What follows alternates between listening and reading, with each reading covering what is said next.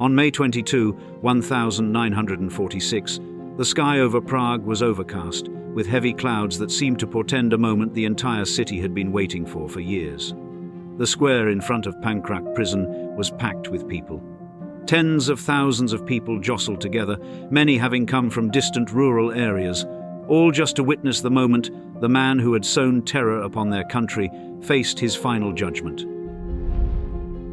High above, the gallows stood tall, its new wood still smelling of sap, the rope hanging silently in the wind. The atmosphere was heavy, but beneath that silent wave were pounding hearts, an anticipation mixed with both rage and a yearning for justice. The man the crowd came to see meet his end was none other than Karl Hermann Frank, an SS general and state secretary of the Bohemia and Moravia protectorate during the Nazi occupation. Under his command, villages like Lidice were erased from the map. Hundreds of women and children were forced into a tragic fate, and thousands of other lives were crushed in brutal retaliation campaigns. Frank was not just a man who gave orders. He was the personification of a brutal regime where administrative power combined with military violence to crush a nation. And now, amidst the indignant crowd, he would have to face his final sentence, right in the very land he once considered a colony of the empire.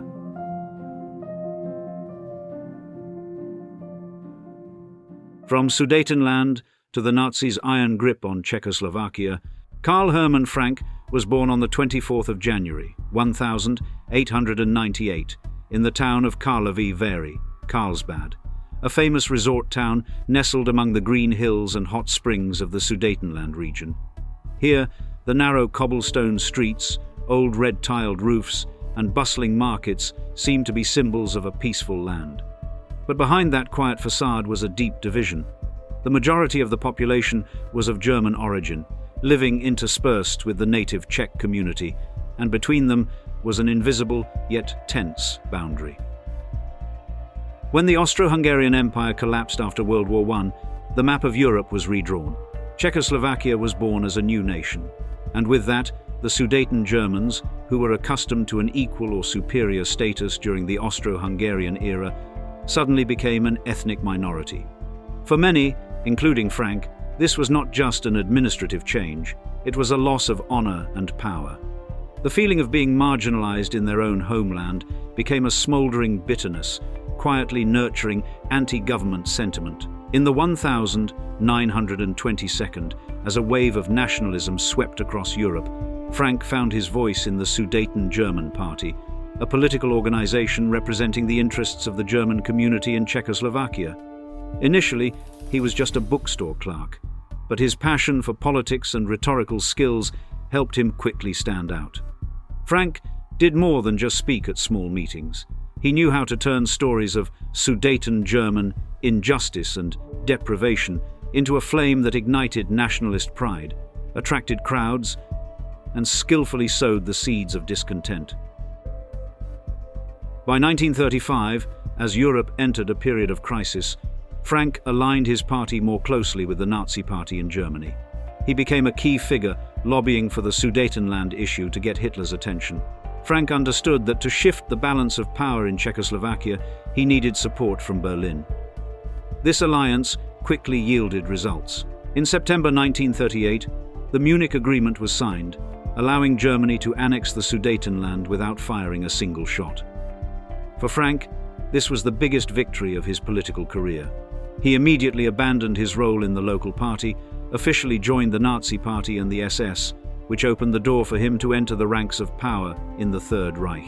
When German troops occupied all of Czechoslovakia in March 1939, the land was turned into the Protectorate of Bohemia and Moravia.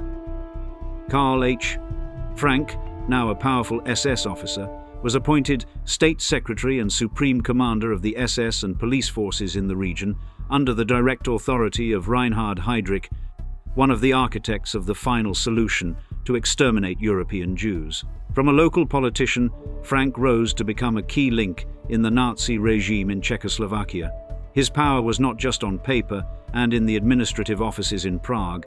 He had the authority to deploy the police, command the army, and mobilize special Gestapo and SS units to suppress any sign of resistance. The combination of administrative power and military violence turned Frank into the empire's iron hand in this land, creating a comprehensive reign of terror where fear enveloped every street and every village. Karl H. Frank and the horrific massacre at Lidice. In May 1942, an assassination shook the entire Nazi occupation apparatus in Czechoslovakia. Reinhard Heydrich, Hitler's viceroy in Bohemia and Moravia, and the direct superior of Karl H. Frank, was severely wounded during Operation Anthropoid, carried out by two Czechoslovak resistance agents, Josef Gabčík and Jan Kubiš. Heydrich died on the 4th of June, after more than a week battling an infected wound. The news of Heydrich's death was like a bolt of lightning on a clear day. Berlin immediately demanded a bloody revenge, not just for punishment, but to turn Czechoslovakia into a deterrent for all of Europe. In the regime in Prague, Karl H. Frank was now the one in direct control on the ground. Just a few days later, Frank appeared on the radio, his voice low and cold as steel. The empire's anger will rain down upon the traitors. But behind those words was a sophisticated plan of terror, aimed at completely shattering the people's spirit of resistance. Frank chose Lidice, a small, peaceful village about 20 kilometers from Prague, as the scapegoat. The official reason given was the suspicion that its residents were hiding agents involved in Heydrich's assassination. But in reality, Lidice was just a pawn. Frank chose to create a comprehensive psychological shock. On the night of the 9th of June to 1942, SS and Gestapo units surrounded Lidice. The next morning, 172 men were separated and shot on the spot, with groups being escorted to a field near the village. Gunshots echoed, mixed with the sounds of crying and screams calling out for loved ones. 193 women were loaded onto trucks and taken to the Ravensbrück concentration camp, a notorious prison for female inmates. Most of them never returned. 105 children were separated from their mothers and taken to a concentration camp in Łódź. A small number, about 7 children, were chosen for Germanization and transferred to German families for adoption. The rest were taken to the Chelmno extermination camp, where most were murdered upon arrival. When the people had been eliminated, Frank ordered the village to be erased as well. Houses were burned to the ground, foundations were ploughed up with bulldozers, the cemetery was destroyed, and even ancient graves were dug up. Local maps were revised, and the name Lidice vanished as if it had never existed. This was not just physical destruction, it was a conspiracy to erase collective memory. The crime at Lidice was just the tip of the iceberg. 2 weeks later, the village of Ležáky suffered the same fate. 33 men and women were executed by firing squad, and all the children were separated from their families and taken to camp. According to archived documents, in the summer of 1942 alone, under Frank's command, over 5,000 people in Bohemia and Moravia were arrested on suspicion of being involved in the resistance. More than 1,300 death sentences were carried out in just a few months. The system of prisons and concentration camps in the area was packed, turning the region into one of the most harshly ruled places in wartime Europe. Frank's actions were not just meant to suppress the resistance in Czechoslovakia, they were also a warning to all nations under Nazi occupation. Any act of resistance would be met with absolute destruction. But this very brutality etched the image of Karl H. Frank into the memory of the Czechoslovak people, not as a leader, but as a symbol of terror and oppression.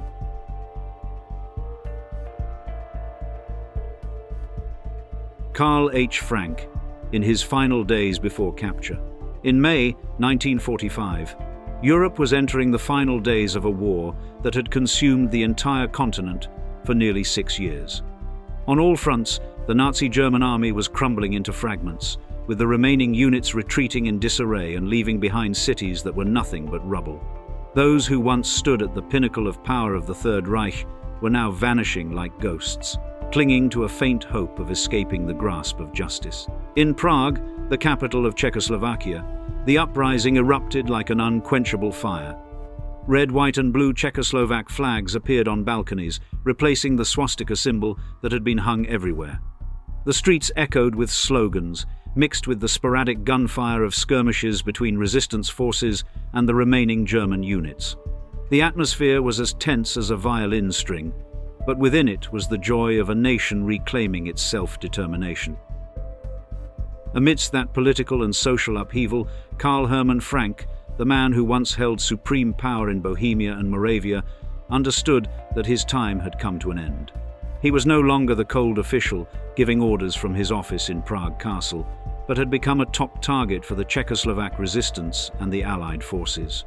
His name was tied to places like Lidice and Ležáky, two symbols of brutality, and to thousands of arrests and executions that had left wounds in the national memory that would never heal. It wasn't just the civilians who were resentful. Even some soldiers and police who had served in the occupation regime held Frank in contempt, viewing him as the one who had pushed them into carrying out bloody and inhumane orders.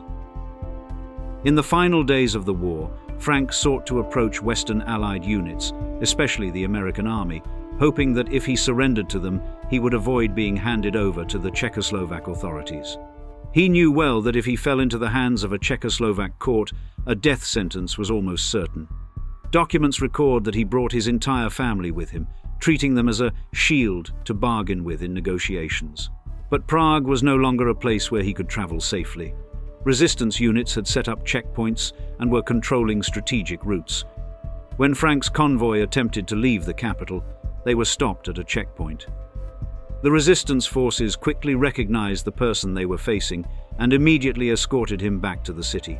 On the way back, the news spread like wildfire. Crowds of people poured into the streets, their faces a mix of indignation and satisfaction as they saw with their own eyes the man who once sowed terror, now being led away as a prisoner. Some people screamed curses, others were silent, but their eyes said it all. This was the historic moment they had been waiting for throughout 4 years of occupation. Karl Hermann Frank was taken directly to Pankrak prison in Prague, a place that had once held thousands of resistance fighters whose arrest warrants he himself had signed. The grey walls of Pankrak, which had witnessed countless firing squads and executions, now became the prison for the very man who had turned it into a tool of terror. From an official who dispensed power and orders, Frank was now a prisoner awaiting trial in a city where every brick and every street corner remembered his crimes. The historic trial of Karl H. Frank for war crimes in Czechoslovakia. In the spring of 1946, nearly a year after his arrest and imprisonment at Pankrak prison, Karl Hermann Frank was put on trial before the Czechoslovak People's Court in Prague. This was not merely a criminal trial, but a national symbolic event, where an entire nation awaited the moment justice would speak for its immeasurable losses. From the first light of dawn, the streets around the courthouse were packed with people. They came from all over, from rural areas that had suffered Nazi retaliation campaigns to families who had lost loved ones in concentration camps. Not everyone could get into the courtroom, but that did not stop hundreds, even thousands, from waiting outside, listening to every piece of news relayed by reporters and witnesses. A tense atmosphere prevailed, a mix of indignation, anticipation, and a secret sense of glee. Inside, the courtroom had been prepared with solemn dignity. High above stood the bench of the tribunal, and behind it hung the vivid Czechoslovak flag, its presence a clear declaration that justice on this day would be carried out in the name of the nation and its people. At the center stood the dock for the accused, where Karl H. Frank would face the gravest charges of his life. When the door opened, Frank walked in. He wore a neat uniform, but his lapels no longer bore the shiny SS insignia of old, only the emptiness of a prisoner of war. His steps were steady, and he tried to keep his back straight as he did in the days of his power, but his eyes had lost their proud gleam. The entire courtroom fell silent, with every eye fixed on the man who had once been the obsession of millions. The indictment was read slowly, every word and phrase like a knife twisting deep into the collective memory, orchestrating the massacres at Lidice and Ležáky, ordering the execution of thousands of political prisoners, organizing the suppression of the resistance movement, and deporting and forcing tens of thousands of Czechoslovak civilians into forced labor for the Nazi war machine. With each charge that was read, the courtroom stirred with whispers and stifled sighs from those who had suffered losses because of those very orders. The prosecution's case unfolded like a chilling summary of the years of occupation. The prosecutor presented evidence methodically: administrative documents bearing Frank's signature, reports from SS units, and witness testimonies. Survivors stepped onto the stand, recounting the scene of their village being surrounded at night, the echoing gunshots of the executions, the sight of children being torn from their mothers' arms. Some spoke with voices trembling with emotion, while others held a firm tone, but all carried the undeniable weight of truth. When it was his turn to defend himself, Karl H. Frank relied on the familiar argument of many Nazi war criminals, that he was just following orders, that the retaliation campaigns were a decision of the High Command and not a personal intention. He denied actively ordering the murder of women and children, but the documents presented, along with the corroborating testimony of witnesses, unraveled every justification. Throughout the trial, the tension felt endless. The international press was heavily present, from Western news agencies to Soviet reporters, broadcasting every detail to the world. The trial of Karl H. Frank quickly became one of the most prominent war crimes trials in Europe after Nuremberg. Finally, after many days of trial, the council announced the verdict. Karl Hermann Frank was guilty of war crimes and crimes against humanity. The death sentence was read out loud and clear, with no hesitation. In that moment, Frank maintained a calm demeanor and stood straight. But keen observers noticed his eyes blinking more rapidly than usual, a rare sign of unease. Perhaps, for the first time, Karl H. Frank realized that he had truly run out of options. Karl Hermann Frank. The public execution of the destroyer of Lidice in Prague. On May 22, 1946, dawn in Prague seemed to slow down. In the sky, thick grey clouds blanketed the city, casting a pale and cold light. Prague had been liberated less than a year earlier, and the scars of war were still etched on every wall and every street. In the Pankrak area, the air was thick with anticipation. From the early morning, groups of people had arrived, forming long lines around the prison. They came from everywhere. From villages that were wiped out in retaliation campaigns, from towns where their families were taken away, never to return, and from the very streets of Prague that had witnessed the Gestapo hunting for people in broad daylight. Their faces were etched with individual stories, but today they shared a single purpose: to witness the man who had sown terror upon their country pay the price. In the prison yard, a tall gallows built of new wood stood tall. The fresh smell of sap hung in the air. The rope hung silently, swaying gently as if in wait. Behind it was the grim grey wall of Pankrak prison, and inside was the cell where Karl Hermann Frank had spent the final days of his life, alone and without power. Sometime in the mid-morning, the large doors of the prison swung open. A group of guards came out, walking slowly but decisively. In their midst was Karl H. Frank. He wore a simple grey prisoner's uniform, no longer with his SS insignia, his rank, or his authority. His face maintained a calm expression. His steps were slow but steady, as if he were trying to hold on to what little dignity he had left. Jeers erupted from a corner of the crowd, with curses aimed directly at him. But there were also those who were completely silent, their eyes fixed on the figure of the man who had signed the orders to destroy the villages of Lidice and Ležáky. Within that silence was an undercurrent of hatred, of memory, and of an anticipation that justice was about to be served. Frank stepped onto the wooden platform. The execution commander stepped forward and asked him if he had any final words. Frank's response was brief, his voice low and steady, without a tremor. But what he said was not an apology for his victims or their families. He justified his actions by saying he was just doing his duty, the same old argument he had brought before the court. Those words were like a knife twisting further into the crowd's indignation, as they showed that he still maintained a cold perspective, detached from the consequences of his actions. The rope was placed around his neck. The entire yard fell into a thick silence. One could clearly hear the wind whistling through the cracks in the prison walls, the soft rustle of clothes, and the quickened breaths of those standing closest. Then, without warning, the trapdoor beneath his feet swung open. Karl H. Frank's body dropped straight down. The rope went taut, vibrated once, and then went still. A sound rose from the crowd, not a cheer of victory, but a surge of emotion. There was the relief of those who had waited for this day for so long, the bitter resentment for irreplaceable losses, and a quiet sadness for the lives that had been lost. For many, that moment was proof that justice may come late, but it will not ignore the guilty. For history, it marked the end of one of the most brutal symbols of the Nazi era in Czechoslovakia. A reminder that power, when combined with extremist ideology, can lead people to the abyss of crime, but will also lead them to the execution platform when justice speaks.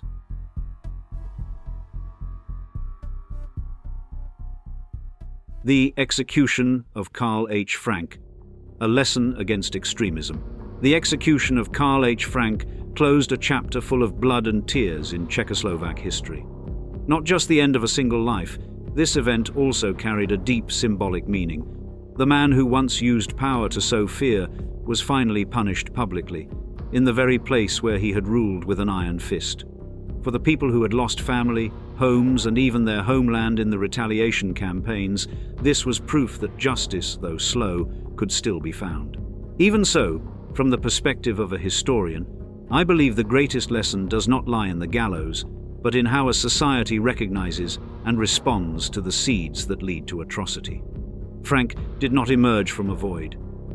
He was shaped by a machinery of propaganda, an extreme political environment, and a power structure that allowed individuals to break free from all moral restraints. It was precisely this that made the crime appear legitimate in the eyes of the perpetrator. If today's generation only views this event as an act of revenge, we will miss the profound educational value that history offers. The important thing is to nurture critical thinking, the courage to say no to injustice, and the awareness that power must always be monitored. No system, no matter what ideal it claims to represent, is ever allowed to place itself above human dignity. From this perspective, justice is not just the verdict for Karl H. Frank, but also a reminder for every society. Be vigilant against extremist ideologies and protect truth and humanity from the very first signs.